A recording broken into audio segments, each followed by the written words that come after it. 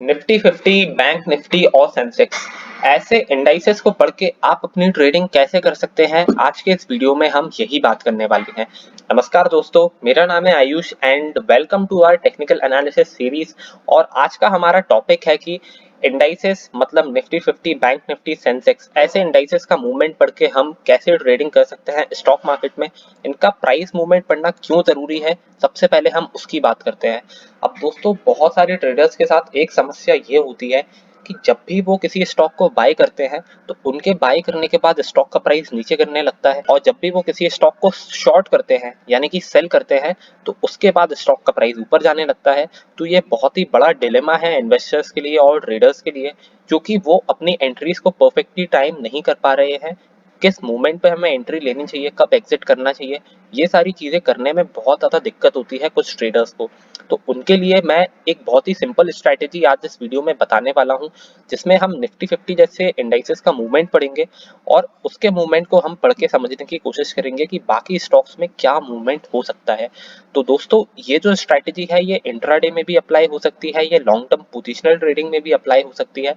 ये technical analysis का एक बहुत ही इंपॉर्टेंट कंसेप्ट है जिसके बारे में हम बात करेंगे अभी इस वीडियो में। अब दोस्तों, हमें चार्ट्स पढ़ने होंगे यहाँ पे, और चार्ट्स पढ़ने के लिए मैं यहाँ पे ट्रेडिंग व्यू सॉफ्टवेयर का इस्तेमाल करूंगा। आपको बस सिंपली गूगल पे जाना है और ट्रेडिंग व्यू टाइप करना है। आप जैसे ही इस लिंक खोलेंगे तो आपको यहाँ पे चार्ट ओपन करने का ऑप्शन आ जाएगा दोस्तों। तो चलिए अब हम रियल एग्जांपल देखते हैं और समझने की कोशिश करते हैं कि निफ्टी का मूवमेंट कैसे पढ़ा जाए। तो यहाँ पे मैं आ गया हूँ ट्रेडिंग व्यू के प्लेटफॉर्म के ऊपर। यहाँ पे आप ऊपर देख सकते हैं कि निफ्टी 50 का मैंने सिंबल अभी ऐड कर लिया है। आज अभी 17 तारीख है और अभी आप देख सकते हैं कि लाइव ट्रेडिंग हो रही है दोस्तों। अभी टाइम 1:52 है दोपहर के, और अभी मार्केट में लाइव ट्रेडिंग हो रही है। तो अभी हम लाइव समझने की कोशिश करते हैं कि निफ्टी 50 का जो मूवमेंट है वो कैसा हुआ है। अब कुछ लोगों को प्राइस एक्शन पढ़ना नहीं आता होगा। जो लोग नहीं जानते कि प्राइस एक्शन क्या होता है, उसको कैसे पढ़ा जाता है, तो उन लोगों के लिए मैं बोलना चाहूंगा कि आप मेरी प्राइस मूवमेंट वाली वीडियो चेकआउट कर सकते हैं। अगर आप वो वीडियो देखेंगे तो आपको प्राइस मूवमेंट की अंडरस्टैंडिंग बहुत अच्छी हो जाएगी। अब मैं यहाँ पे अज्यूम करके चल रहा हूँ कि आपको प्राइस मूवमेंट मतलब सपोर्ट, रेजिस्टेंस, ट्रेंड वगैरह ये सारी चीजें करना आती है, पढ़ना आता है। तो अभी हम ये देखते हैं कि निफ्टी का जो मूवमेंट है वो कैसा है। तो अभी आप देख सकते हैं कि 17 तारीख का दिन यहाँ से स्टार्ट हुआ, मार्केट इस लेवल पे ओपन हुआ। तो दोस्तों, यहाँ से मैं इसको ड्रॉ करने की कोशिश करता हूँ इसके मूवमेंट को। तो यहाँ पे अपने लेफ्ट हैंड साइड पे मैं इस बटन पे क्लिक करूंगा और यहाँ पे मैं पाथ वाले ऑप्शन को चूज करूंगा। तो यहाँ पे मैं जैसे ही यहाँ पे क्लिक करता हूँ ओपन पे, तो ओपन से मैं हाई की तरफ देखूंगा कि मार्केट यहाँ पे ओपन हुआ, इसने हाई बनाया अपना 10:40 पे, मैंने उसको यहाँ पे अकाउंट में ले लिया। फिर उसके बाद इसने यहाँ पे इस टाइप का लो बनाया, तो मैंने इसको ऐसे कर लिया, और अभी जो करंट शेयर प्राइस है वहां पे मैंने इसको जाके छोड़ दिया। तो अभी अगर आप देखें तो मार्केट का कुछ मूवमेंट इस टाइप का रहा है। पहले मार्केट नीचे से ऊपर की तरफ गया, फिर उसके बाद साइडवेज हो गया। और अभी अगर मैं इस निफ्टी 50 के प्राइस को हाइड कर दूं तो आप देख सकते हैं कि मार्केट का जो मूवमेंट है वो कुछ इस टाइप से हुआ है। अब दोस्तों, मैं अभी जो चीज आपको बताने वाला हूँ वो बहुत ही इंपॉर्टेंट कंसेप्ट है, इसके बारे में आपको पता होना चाहिए। तो अभी मैं वापस से ये निफ्टी 50 का जो चार्ट है इसको मैं वापस से ले आता हूँ, और यहाँ पे राइट हैंड साइड पे मैंने कुछ स्टॉक्स ऐड करके रखे हैं, फेमस फेमस स्टॉक्स जैसे कि एसबीआई, इन्फोसिस, टाटा मोटर्स। तो इसमें हम प्राइस मूवमेंट को पढ़ने की कोशिश करते हैं। अब अगर हम बात करें एसबीआई की, तो एसबीआई का मूवमेंट किस टाइप का हुआ है इसको हम समझने की कोशिश करते हैं। तो यहाँ पे 17 तारीख को ये स्टॉक खुला, यहाँ पे ओपन हुआ, ओपन से इसने अपना हाई कुछ इस टाइप का बनाया, फिर हाई के बाद यहाँ पे एक लो बनाया इसने, और अभी जो करंटली ट्रेडिंग हो रही है इसकी वो कुछ इस टाइप से हो रही है। तो अगर हम इसका मूवमेंट देखें तो इसका मूवमेंट कुछ इस टाइप से रहा। तो एसबीआई के मूवमेंट को अगर हम निफ्टी 50 के मूवमेंट से कंपेयर करने की कोशिश करें तो आप देख सकते हैं कि जो मूवमेंट है वो काफी ज्यादा सिमिलर है। इस कंसेप्ट को बोला जाता है दोस्तों कंसेप्ट ऑफ कोरिलेशन। अब ये क्यों यूज करना चाहिए हमें इंट्राडे ट्रेडिंग करते वक्त या लॉन्ग टर्म ट्रेडिंग करते वक्त, इसको हम समझते हैं। तो उससे पहले हम यहाँ पे सारे स्टॉक्स की हम इस टाइप से अपनी चार्टिंग को बना लेते हैं, मतलब इस टाइप के कुछ फिगर्स को हम बनाने की कोशिश करते हैं। यहाँ पे इन्फोसिस का स्टॉक मैंने लगा लिया, इसमें भी मैं फटाक से इस टाइप के कुछ मूवमेंट को ड्रॉ करने की कोशिश करता हूँ। और आप देख सकते हैं कि इन्फोसिस में कुछ इस टाइप का मूवमेंट हुआ है। जो कि निफ्टी 50 से थोड़ा सा अलग है मेरे हिसाब से। अगर हम आज के दिन की बात करें तो यहाँ पे अगर मैं टाटा मोटर्स के मूवमेंट को रिकॉर्ड करूँ तो यहाँ पे मैं ओपन से हाई को ज्वाइन करूंगा, हाई से वापस से लो को ज्वाइन करूंगा और लो से वापस मैं इस करंट प्राइस को ज्वाइन करने की कोशिश करूंगा। तो आप देख सकते हैं कि टाटा मोटर्स का जो मूवमेंट है वो थोड़ा इस टाइप से हुआ।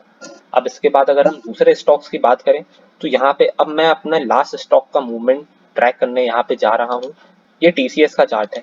अब टीसीएस का ओपन कुछ इस टाइप से हुआ, फिर इसने एक लो बनाया, अभी इसने वापस से एक हाई बनाया और हाई बनाने के बाद अभी करंटली ये इस प्राइस पे ट्रेड हो रहा है। तो यहाँ पे आप देख सकते हैं कि टीसीएस का जो मूवमेंट है वो कुछ इस टाइप का है। अब हम वापस से अपना जो निफ्टी 50 है उसके मूवमेंट की तरफ चलते हैं और इससे इन सारे स्टॉक्स के मूवमेंट को कंपेयर करने की कोशिश करते हैं। तो अभी आप देख सकते हैं कि जो निफ्टी 50 का मूवमेंट है वो कुछ इस टाइप का है। अब हम इससे कंपेयर करते हैं एसबीआई के मूवमेंट को। तो आपको पता है कि जो एसबीआई का मूवमेंट है वो थोड़ा सा सिमिलर है।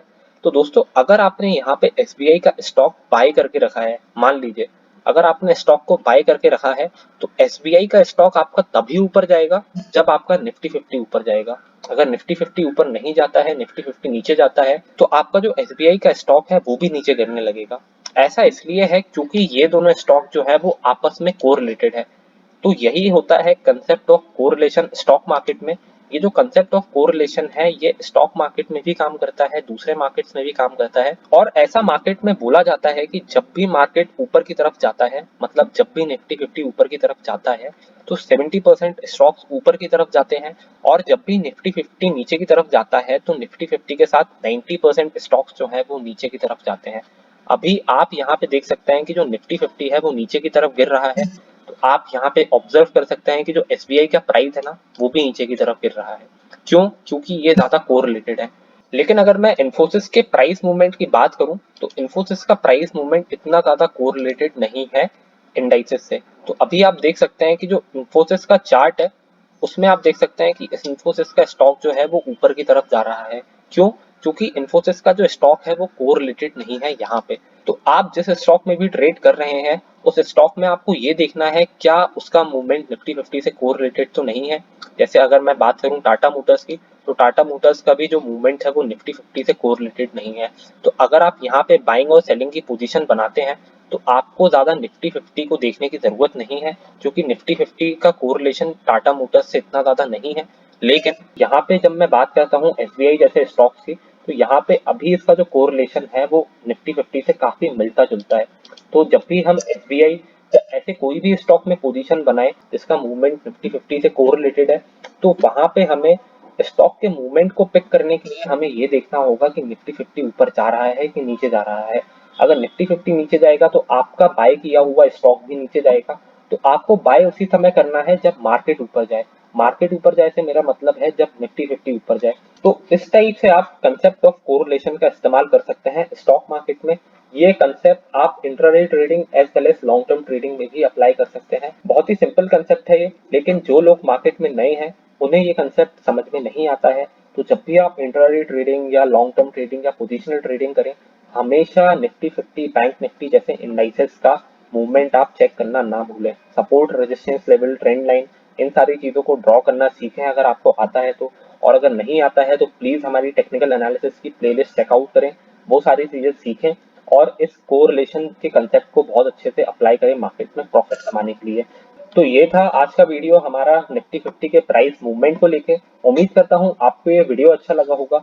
अगर ये वीडियो अच्छा लगा हो तो please like it and subscribe to our channel and thank you for watching this video.